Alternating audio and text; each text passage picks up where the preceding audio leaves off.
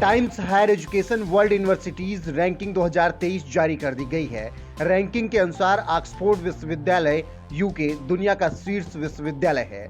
इसके बाद दूसरे और तीसरे स्थान पर हार्वर्ड विश्वविद्यालय यूएस और कैम्ब्रिज विश्वविद्यालय यूके है।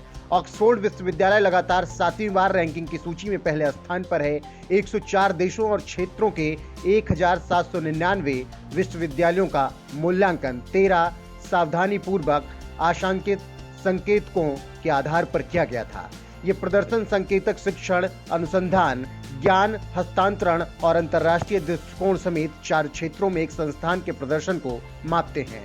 रैंकिंग सूची में संयुक्त राज्य अमेरिका सबसे अधिक प्रतिनिधित्व वाला देश है। इसी को लेकर पाकिस्तान में एक अलग तरह की बहस छिड़ गई है। जी हां, और इसको हवा दी है मौजूदा पाक सरकार के पूर्व वित्त मंत्री मिफ्ताह इस्माइल ने। शुक्रवार को खुलकर अपने देश की कमियों को उन्होंने स्वीकार किया और इसके पीछे के कारण समझाए हैं। उन्होंने कहा कि बांग्लादेश के एक नागरिक की औसत आयु पाकिस्तानी नागरिक से 5 साल ज्यादा है और दोनों की शिक्षा में 3 साल का फर्क है। मिफ्ताह ने आगे कहा कि आज भारत के पास 600 अरब डॉलर से ज्यादा का विदेशी मुद्रा भंडार है, जबकि पाकिस्तान के पास 10 अरब डॉलर का भी नहीं है।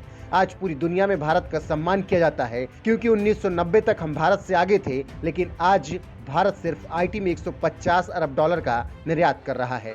आज पाकिस्तान के 50% बच्चे शिक्षा से वंचित हैं, जिन्हें स्कूल जाना चाहिए था। इसके लिए हमें खुद से सवाल पूछना चाहिए। बीबीसी के अनुसार मिफ्ताह ने आगे कहा कि आप मौलवियों से डरते हैं, वोटों के लिए उनका इस्तेमाल करते हैं।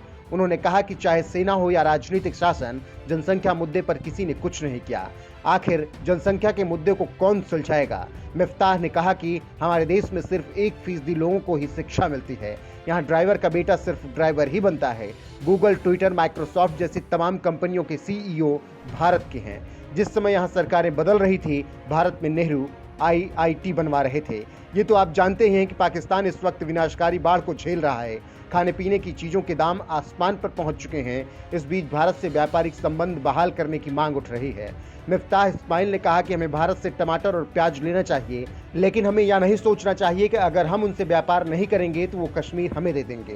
भारत और हमारी कोई तुलना नहीं है। वो सेना पर हमसे 8 गुना ज्यादा खर्च करते हैं। भारत का आज पूरी दुनिया में सम्मान होता है और उसका डंका बजता है। तो ये इसलिए है क्योंकि भारत सही रास्ते पर चल रहा है। और जब पाकिस्तान बना तभी से इसकी किस्मत फूट गई और सरकार पर सरकार बदलती रही, लेकिन किसी ने भी देश के बच्चों की किस्मत बदलने की कोशिश नहीं की। और जिसका नतीजा क्या है, इस वक्त पूरी दुनिया देख रही है।